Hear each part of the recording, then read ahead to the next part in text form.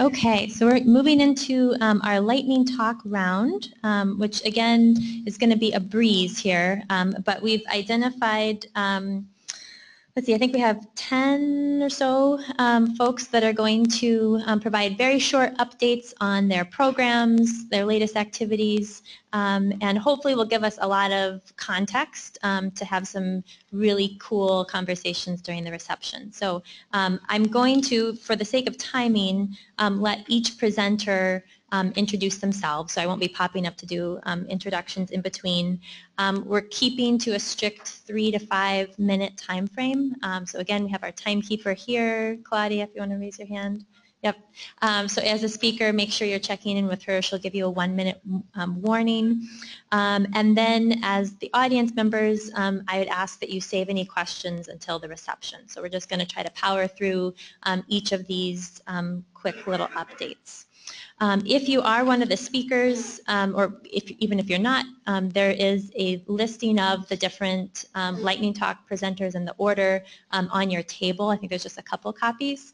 But if you are one of the presenters, if you could help me by lining up a couple at a time on the side of the room so we can just kind of, again, rotate through, power through these presentations, I'd appreciate that.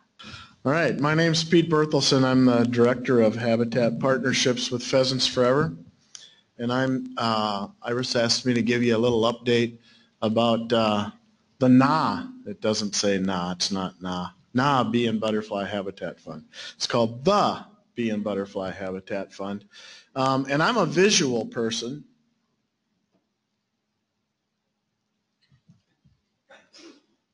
So I do have slides.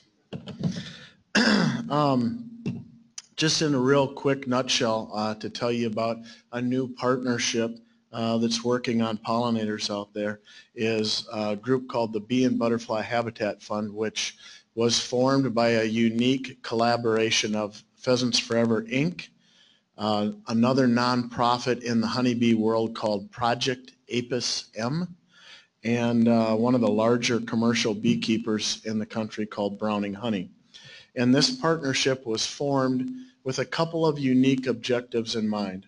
One is to get great, high-quality pollinator habitat on the landscape, and to do it in a little bit of a different way with different designs and establishment tools. And then the other objective of this partnership is to demonstrate what high-quality pollinator habitat looks like. So right now I would like to describe the Bee and Butterfly Habitat Fund as a really big tent.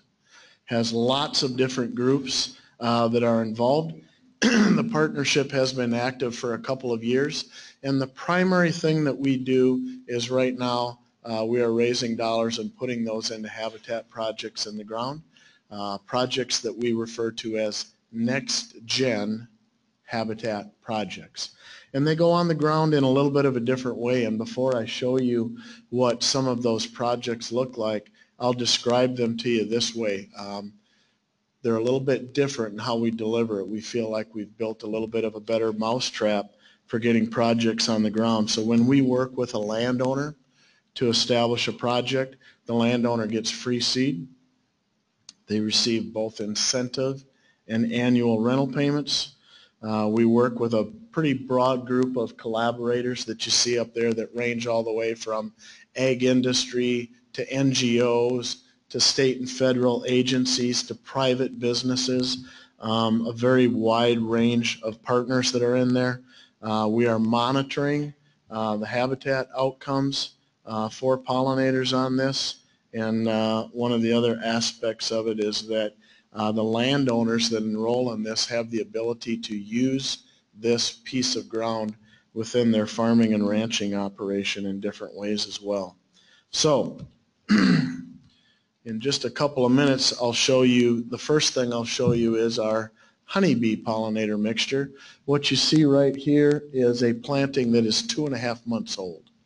And the Next Gen Habitat project is divided into 2 equal halves.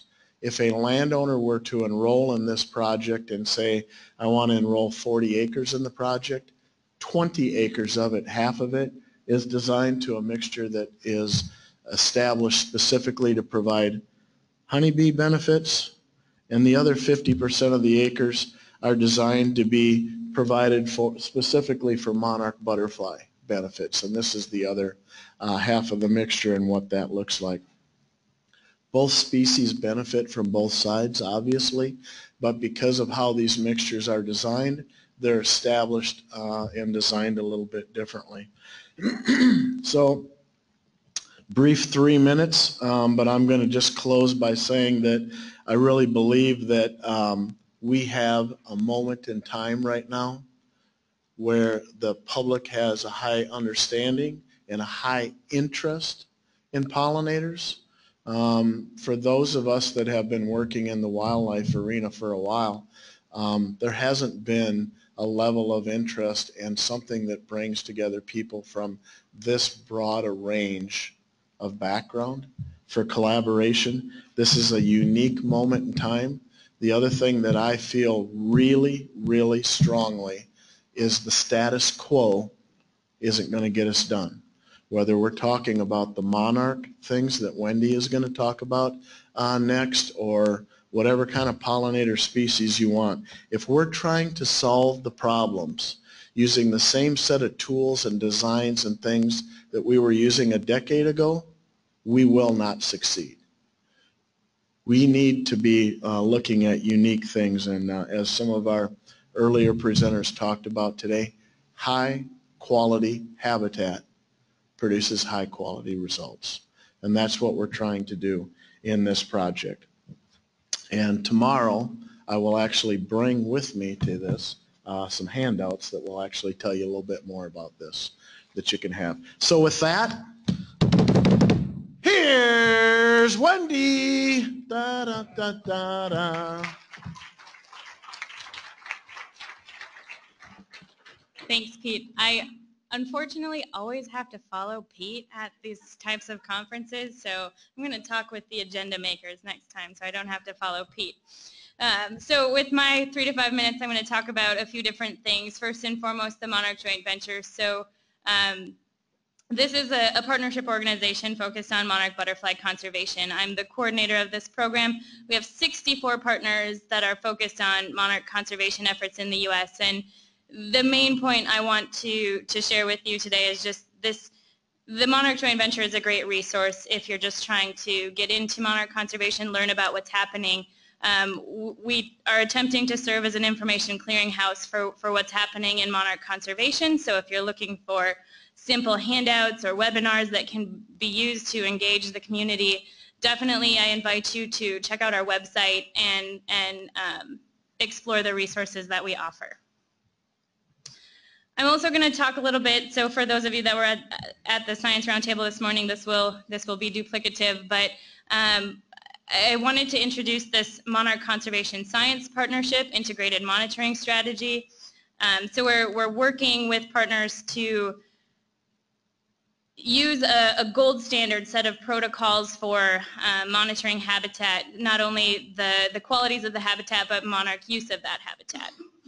And this is going to be a citizen science-driven, spatially balanced site, or spatially balanced project. We are working really closely with the Monarch Conservation Science Partnership, so this monitoring strategy is being developed to really populate and parameterize these different models that are driving conservation targets for monarchs, so things like the size of the overwintering population, the number of additional milkweed stems, what our approach should be to effectively conserve monarchs at the scale that's needed. And so this monitoring strategy, these are just a number of the products that they're working on, but the monitoring strategy is really serving to inform effective conservation. So we've identified a number of habitat and monarch attributes that need to be measured to inform future conservation guidance. Here's a rundown of the protocols. We're looking at things like adult butterflies, counting milkweed and nectar plants and immature monarchs, monarch survival and parasitism, red imported fire ants are a factor in the south that we're looking at getting more data on, and also obviously some data management protocols.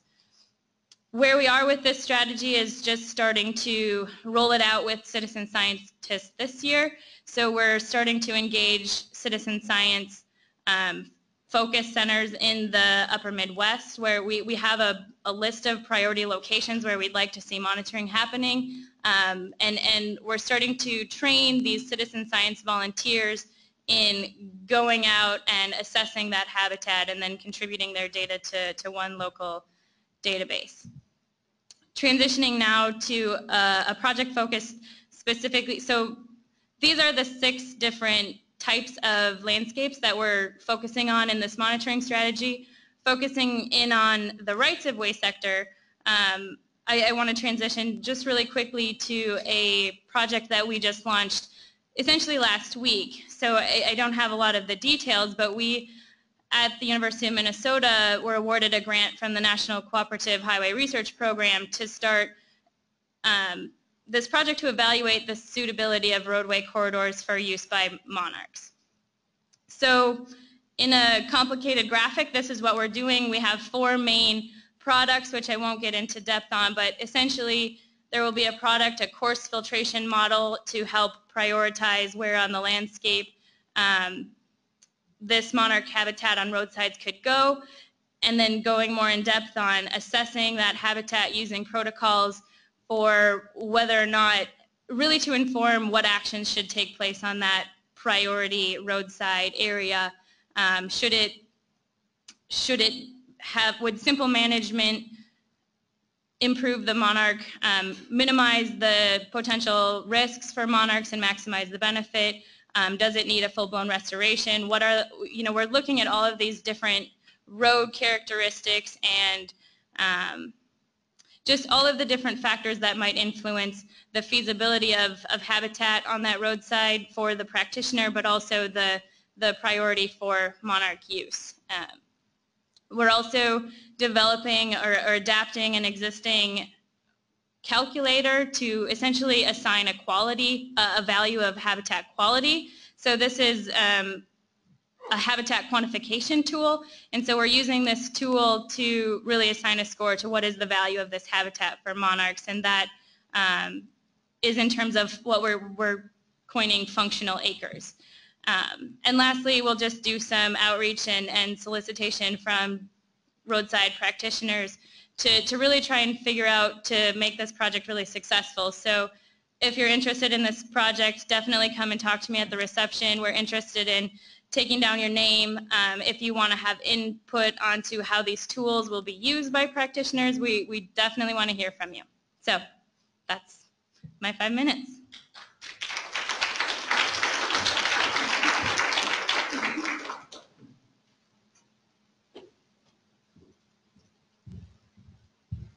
Hello, I'm Heather Meyer. I'm with Exelon Generation. I do have slides. I'm here to talk about our pollinator conservation efforts within specifically generation. I'm a visual person, so this kind of helps people, I think, see Exelon Corporation. We've got generation, which is the nuclear assets. That's who I work with. I'm corporate environmental. We have constellation, and then you can also see we have our transmission and delivery, which is ComEd, BGE, PECO, PEPCO. We also have a company called Power. They deal with all of our solar, wind energy, biomass facilities. So just to give you a little background, generation, we're kind of the new kids on the block, as I say, within Exelon Corporation. Our utility groups have been doing a lot of IVM and pollinator projects for years. We kind of got on the bandwagon here in 2015. We did a station survey. Each of our stations has stewardship committees. They've been in practice for about 8 years. We asked them in the last year or so to try to focus on pollinator projects. So the stations requested corporate support. My background is geology. I was handed the project, so we actually were connected with Sand County Foundation. They helped us develop a 5-year plan. As you can see, we have the monarch as our ambassador, but we're also looking at all different types of pollinators and trying to create a diverse habitat. This is really geared toward a resource for the stations to give them an idea. Again, their main focus is compliance. They're not, this is not their main objective at the stations, so we wanted to provide them support. To date, it's qualitative, it's not quantitative. We also reach out to expertise in other business units to try to work across units to get that expertise within nuclear.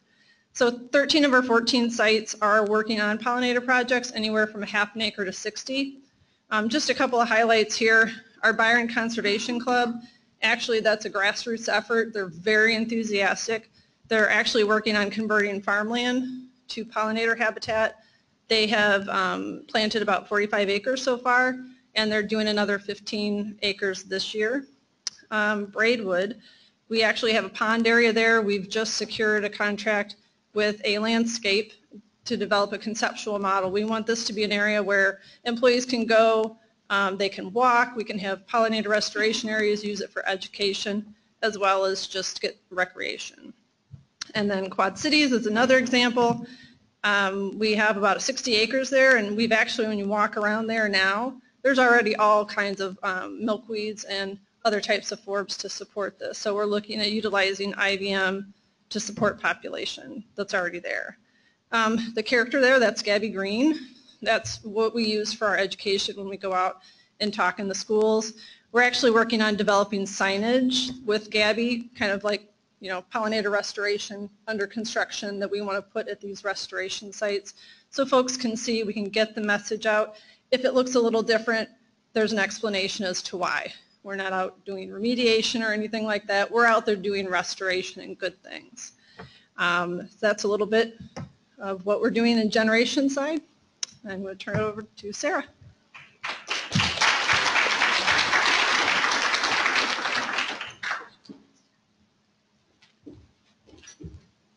All right, good afternoon. I'm Sarah Race with ComEd. And so Heather was a perfect segue in the big picture of Exelon, and we're just one of the utilities with Exelon. ComEd, as you can see, is the Northern Illinois. Our territory is all of Northern Illinois. We range about 11,000 square miles. Out of all of the utilities, or the transmission and distribution utilities in Exelon, we're the largest territory. We have about 6,000 employees. Just to give you a picture, we range from the Lake Michigan all the way to the Mississippi River. So we've had a program for a long time, and we believe when Chicago Wilderness came out with the recovery plan many, many years ago, when I started working at ComEd, I realized maybe our corridors are going to bridge that fragmentation. There's no research right yet, but anecdotally we believe that our corridors are providing value for Northern Illinois. We're not even sure how many acres we own. We're one of the largest landowners in Illinois. We believe it ranges from 30 to 100,000 acres that we manage and own. So what's unique about ComEd when you talk to some other utilities is most transmission utilities do not own their property. They actually have easements. ComEd owns the majority of the property. So it's nice for us. We have more than 30 prairie sites, which is, and we continue to expand every year, more than 300 acres. And we've also developed a prairie standard with the Conservation Agency. So we worked with our veg management department many, many years ago. Well, ultimately, we wanted to develop a standard so that we can stand in front of crowds like this and say we actually have a prairie. In the past, we have thrown down some seed and called it a prairie, but ultimately, it may not stand the test of some people in this room. So we developed a standard that, again, we believe could stand the test. It has FQI. We do assessments every year to make sure that we're meeting the standard that we've set for ourselves. So our program is actually 25 years old, so someone way before me started it, and we have just expanded it extensively and continue to look at it every year. It is adaptive management, so again, our role as an energy utility is not conservation, but we believe that there's a good reason to be doing what we're doing, and we have the land, so we try to partner with as many agencies and other landowners as possible. Partnerships, in my opinion, is really the key to making this move forward. We do burn under our rights-of-way, so I know there's a myth or a theory that you can't burn under transmission lines. We do regularly and annually. It doesn't mean that it takes there's some burdens, there's some challenges to that, and we understand those challenges, and we have a big protocol internally to make sure many departments approve the burns. We also have a Green Region Grants program. It started about 3 years ago. This is a program that different department funds, but ultimately it gives municipalities an opportunity to apply for grants for Green Region, for restoration, for all different things. It's a very open grant process. And we have given over $700,000 in the last 3 years to over 85 different municipalities and to different projects. So we're really proud of that program. In 2017, the focus is on pollinators, and those will be rated at a higher level. Open Lands runs the program for ComEd, so ComEd actually doesn't vote on them. We're just there to provide the funds and kind of provide direction. This is one of our sites in Buffalo Grove. It has over 400 species. We do work with stewards there, which has been amazing because they really own the site and they love the site and they really help take care of it. We do, ComEd also supports by providing restoration, fires, etc.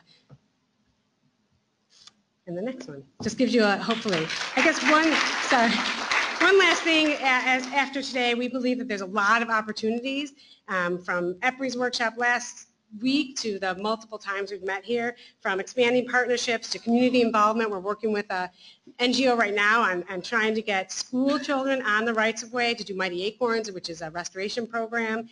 There's a lot of research potential. We might be able to work with native seed sources and start working and actually being a land source for milkweed. So I think there's a lot of opportunities and they're endless. Sorry, thanks.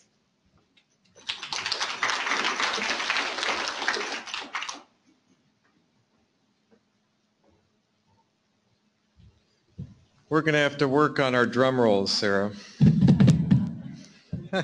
I'm Bob Toy with Union Pacific. Last summer, I talked here about our projects, give really a short summary of that, and then talk about a few of the learnings that we have.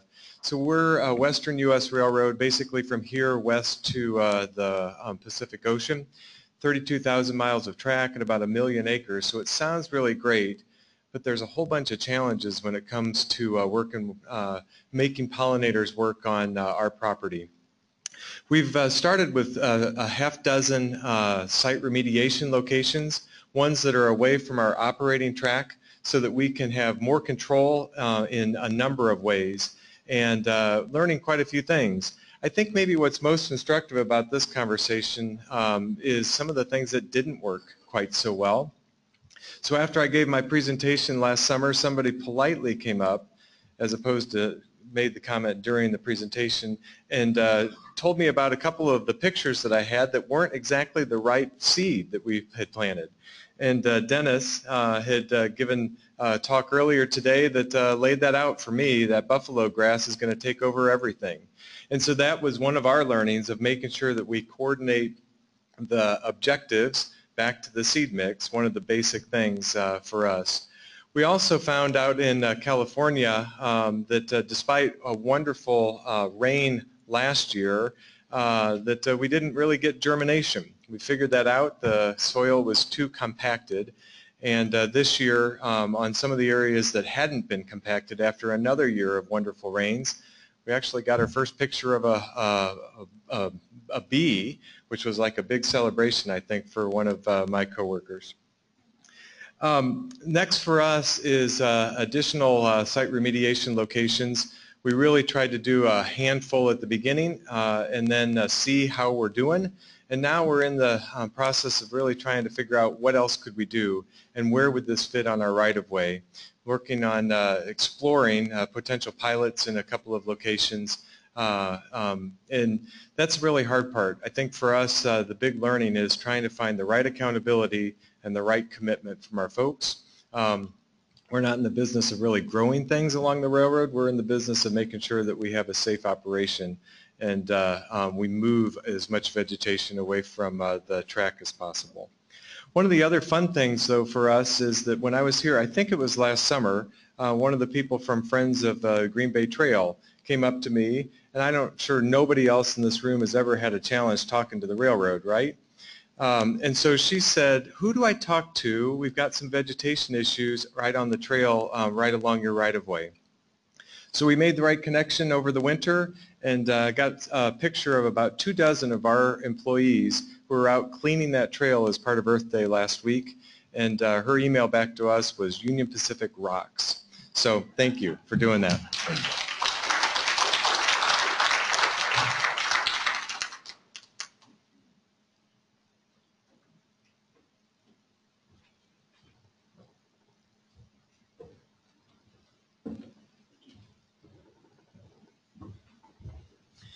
Hello, my name is Chris Vera, and I work for the Michigan Department of Transportation.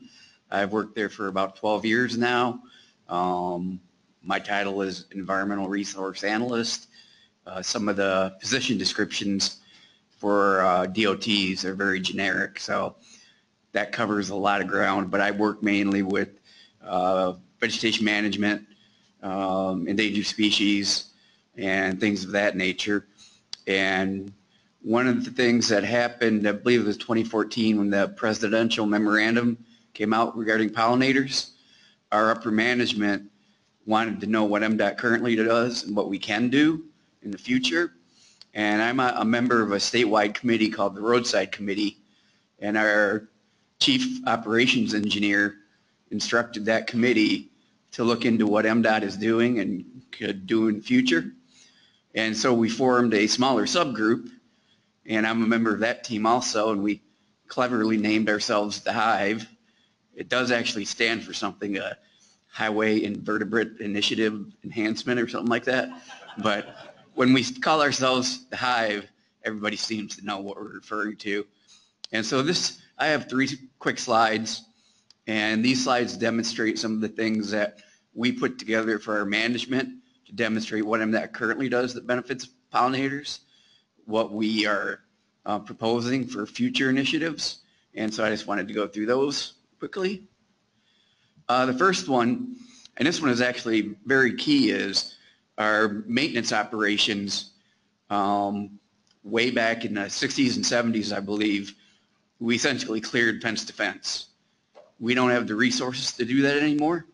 So what we do is we focus on operational zones, and those are depicted here on that diagram, and then kind of illustrated in the photo, is we have a very high intensity maintenance zone, basically about a 12-foot swath, immediately adjacent to the edge of pavement or the edge of shoulder if it's gravel. And that we mow for clear vision and for safety reasons. And so that's very intensely managed. Not a lot of plant diversity, not very valuable for pollinators. And then as you move further into the right-of-way, basically beyond that 12 feet, extending down through the back of our ditch line, that's a moderate intensity management area. And what we focus on there is eliminating or controlling woody species that could cause us problems in our drainage ditches. We get poplars growing in there that can get big very quickly, so we discourage those, do what we can to manage them. But that's got a little bit more diversity, higher diversity of forbs, some smaller brush species that don't impede our drainage, and so we're getting into higher diversity for pollinators and more benefit to pollinators. And then the buffer zone, that's the area beyond the ditch, back to the fence, we try to maintain that in a natural condition. So we have mature trees growing back there, understory of brush and shrubs, and then it's got forested understory herbaceous species. And so we've got a wide variety of habitats here just by doing our normal maintenance. And one thing that we pointed out to management is, you think of pollinators and you think of milkweed and other flowering herbaceous plants, but trees and shrubs provide a lot of pollinator habitat, not only for feeding, but for nesting and resting. And by having this range of habitats within our right-of-way, we have species that produce pollen early in the year, all the way through the end of the growing season. So throughout the growing season, there's a source of pollinator habitat for the various pollinator species. So this is one thing we noted, that this is what we currently do, and it does provide a benefit. We really don't need to tweak this much. And we incorporate integrated vegetation management. I know that came up earlier today. So we use, like for the intensely modified, intensely managed area, we do mostly mowing, mechanical. We do herbicide applications. And I see I got 1 minute, so I got to move on here. Another thing we do, we have protected areas, and these are areas where we know there's listed plant species or listed animals. And this is an example of one in Allegan County along M Route, M89.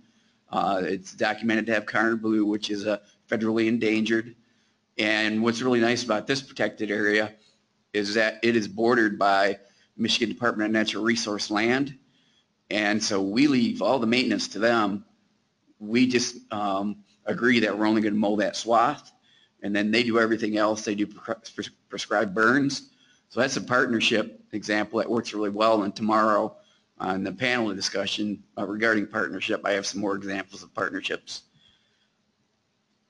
And then the last one I wanted to talk about was we actually do some plantings of native pollinator species. And this is an example of a rest area. I know Dennis mentioned Texas does a lot of work in rest areas.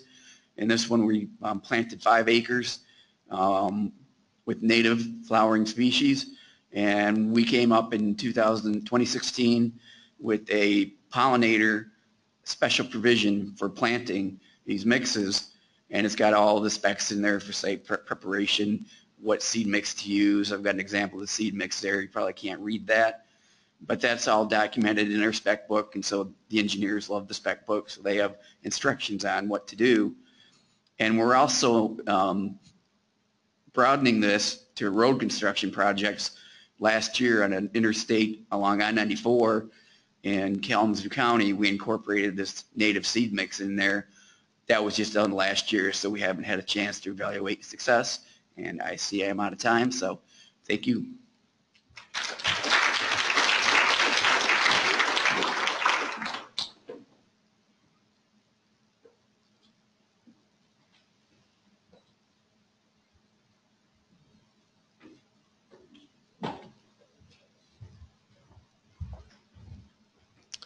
Hi, I'm Tom Hillstrom. I work for Xcel Energy, and I'm from Minneapolis, but Xcel has operations in Minnesota, Wisconsin, a tiny bit in the Upper Peninsula of Michigan, both Dakotas, and Colorado, New Mexico, and Texas. So we're pretty spread out. One of the things that Xcel is into is that we're moving pretty quickly into renewable energy. And Xcel is the kind of utility that does everything. We've got generating plants, we've got transmission lines, substations, and distribution lines, and we deliver the electricity right to the customer. So we have it all, and there's lots of ways that utilities are organized, and it's got to be confusing for people who aren't in the business. But my job, I spend most of my time siting and permitting transmission lines. What's happening with renewable energy in Minnesota and the Dakotas is windmills are popping up all over the flat, windy plains of southwest Minnesota, Dakotas, and northern Iowa. So we struggle to keep the electricity flowing to where it needs to go. We're always planning and building new lines to accommodate that. But I also get to participate in Xcel's pollinator group, which is really a fun thing for me. We've got anywhere between 12 and 20 people at any one time that work at Xcel. We're a team of biologists, foresters, land management people who kind of scan the horizon of Xcel, look for projects, look at the land holdings that we have, and kind of work to identify opportunities to enhance or establish pollinator habitat. So we get together monthly, we have a phone call, and we kind of have a priority list of projects. We really like to focus on getting things done, get seeds in the ground, and having 5 or 10 really productive sites going at any one time. And today I just wanted to highlight one of those sites that we actually made some progress on starting a couple of years ago. But first I want to talk about how we identify the sites. We have this team. We look at sites that we control the land, and ideally we would own the land so that we have a long-term control over it. We also partner with other landowners, and it seems like it's been primarily cities where we have transmission lines that go through or over some city property, and the city is willing to partner with us and commit to that long-term habitat maintenance. We also like to site them near natural areas, get the biggest bang for the buck for the habitat effect. It's best for us to connect them with construction of new infrastructure. whether it's a power line or a substation, that gives us the mechanism for funding internally, where if we're already building something, we can kind of add enhancements onto that project. So the site that I want to talk about is a new substation that we had to build to supply more power to the city of Monticello, Minnesota. And Monticello is about 30 miles northwest of the Twin Cities, and it's right on the Mississippi River. It's a good site being so close to the Mississippi River, and it was surrounded by a patchwork of relatively undisturbed habitat. And so it was a new substation site, and you can see in the top right-hand corner of the slide, the purple area is the parcel that we purchased to build the substation on.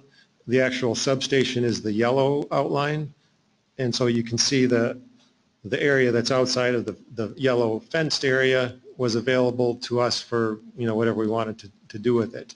Normally, the historical practice was to lease that excess land back to a farmer that used to own the land. What we don't want to do is have to come back and maintain and mow the land a lot. So the farmer use of the agriculture use of the land seemed to have always carried the day. Lately, we've looked at that as an opportunity to plant pollinator habitat, and in this case, that's what we chose to do. It was an extra cost, but we hired a specialist planting outfit, and we got a native prairie mix with a high dose of wildflowers. Planted it 2 years ago. After the planting, we invited a local grade school class out, bought a few hundred potted wildflowers, and they planted them. It was a really nice community connection, and who better to connect with but the children, the local children. And then the next slide is what it looked like last year. At the end of the year, this was mostly cover crop. So far this year it looks pretty bare. It's kind of early to see any growth for this year, but give it a few years and I think it'll look really nice.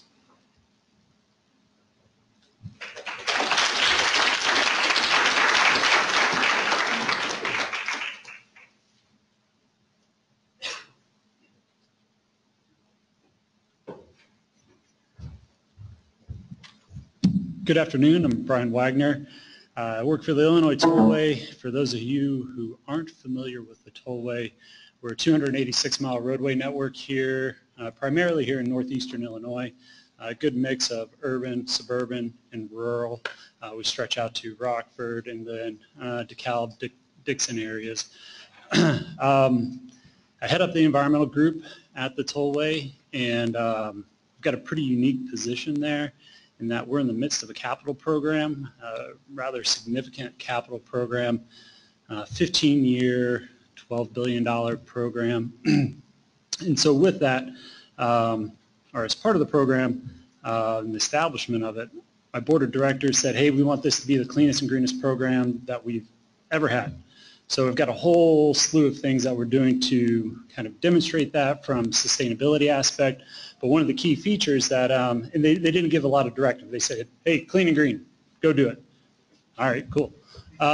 So for me, it gave me a lot of opportunity to try and figure out how I want to frame that up. And one of the aspects that I'm doing is our pollinator program. So being a large agency or a relatively large agency with a large program, I have to get a lot of permits, and those permits require mitigation. So we do a lot of permittee responsible wetland mitigation. It's a pretty unique thing for us and a lot of agencies or organizations where, as opposed to going out and buying mitigation credits at a bank, we'll partner with local forest preserve districts within the region and develop a mitigation site there. And so they're unique sites in that we essentially build forest preserves. We work with the landowner, the forest preserve, to see what their interests are, and also making sure our interests are met. So primarily our interest is making sure we get enough wetland mitigation credit from the site, and secondarily it's, okay, what types of habitats would you like to see, and what type of amenities would you like to see. The amenities are typically trails, parking lots, things like that we build for them. But as part of our program, and by the end of this year, we will have established approximately 610 acres of pollinator habitat, of which the vast majority of that is in those wetland mitigation areas. So approximately 495 acres of pollinator habitats being established there. We've got some sizable sites, so 320 acres, 160 acres, and some other sites throughout our system or throughout the region. The remainder of those acres are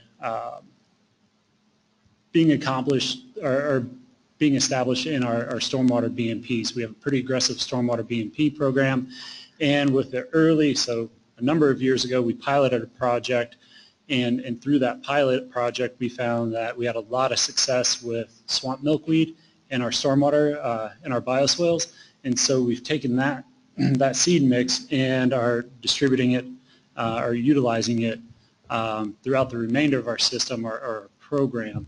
And let's see, we're going to have about 60, I should have noted that number, about 60 linear miles of stormwater BMPs. Now, all of those BMPs won't necessarily have a pollinator mix to it.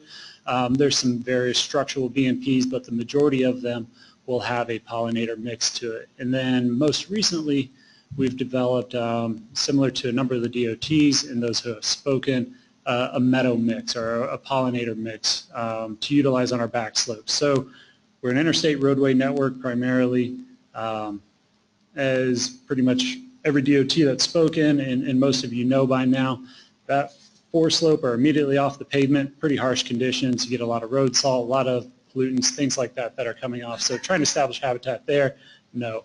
Our ditches we use for our BMPs, and so our pollinator mix, our meadow mix is something that we've designed for our back slope areas, a highly underutilized area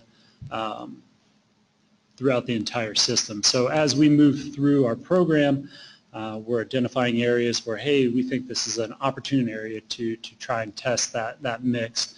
We're still piloting it. We haven't put it out in our standard specifications yet, getting back to, where'd you go, Michigan, on how the engineers love their specs. So it's not in our standard specs just yet, but it's something that we're looking to include there.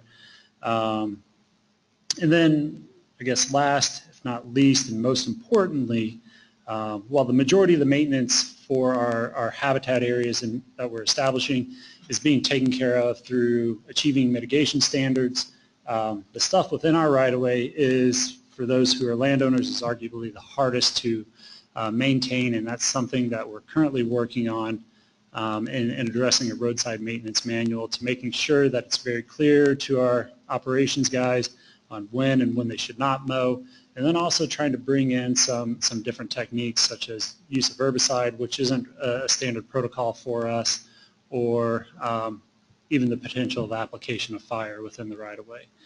And with that, that's about it. So thank you very much, and look forward to speaking with you throughout the rest of the conference.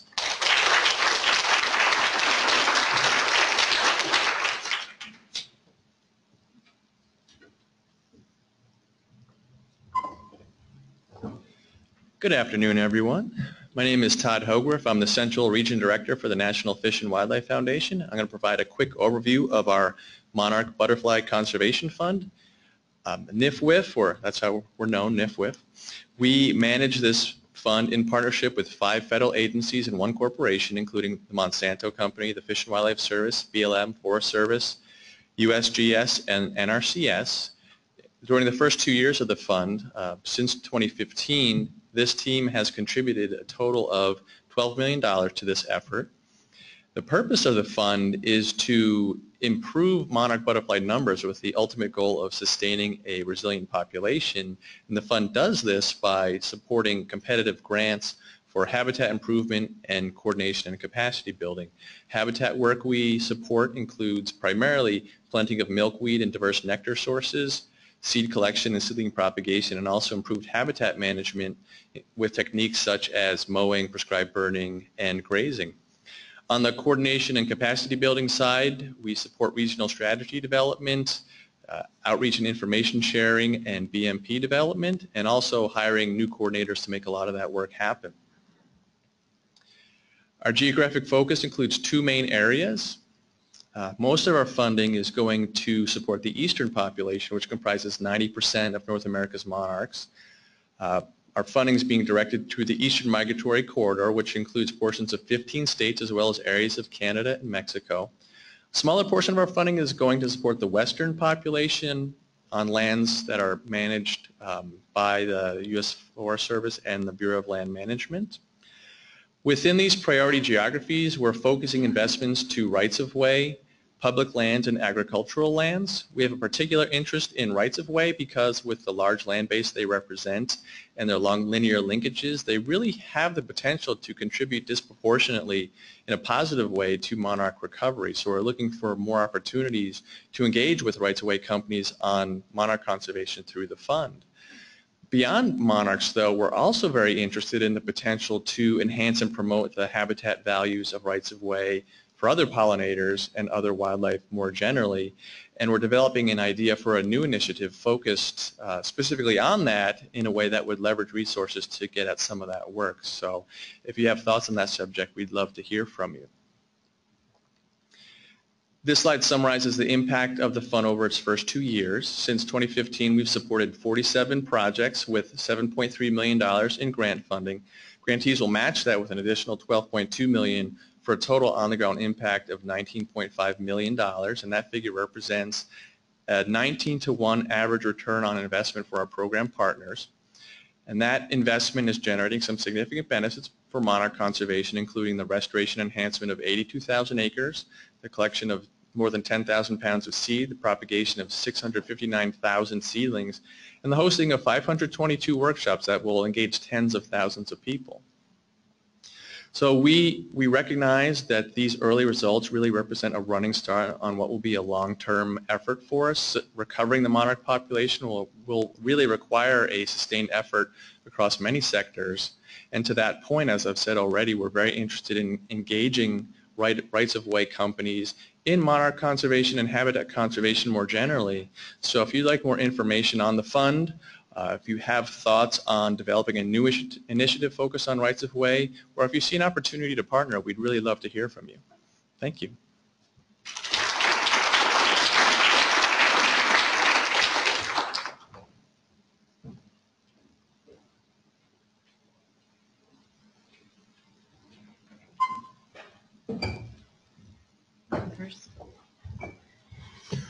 Hi, I'm Ed Bogus. I'm working for the Midwest Association of Fish and Wildlife Agencies. Claire Beck and I are going to tag team quickly here because 3 to 5 minutes is going to go really fast. So I retired about a year ago as Director of Fish and Wildlife in Minnesota DNR. Had been working on, and I may have a slide here that I should put up, had been working on monarch butterfly conservation through the Association of Fish and Wildlife Agencies, which is the national organization, where I chaired their Wildlife Resource Policy Committee and worked on resolution on monarch conservation. And then also as the president of the Midwest Association a year or so ago, we got into monarch conservation planning following our work on northern long-eared bat conservation planning. So we're really trying to facilitate a regional approach to planning at the state agency level. The state agencies are in the best position, we think, to engage all the sectors, the ag, the rights-of-way, the urban, and all that. But we're trying to use this regional approach to knit together all those state plans into a regional strategy and have some performance outcomes and accountability with that. We're very grateful for our NIFWIF grant that we got to do this regional conservation planning and to hire Claire Beck to work on that. So with that, I'm going to turn it over to Claire to talk about this Mid-America Regional Monarch Conservation Strategy that we're working on over the next year and a half or so. So Claire? So just to give a quick overview of the Mid-America regional monarch conservation strategy. We're working with 16 states, and we're working really closely with the U.S. Fish and Wildlife Service, which you heard from earlier today.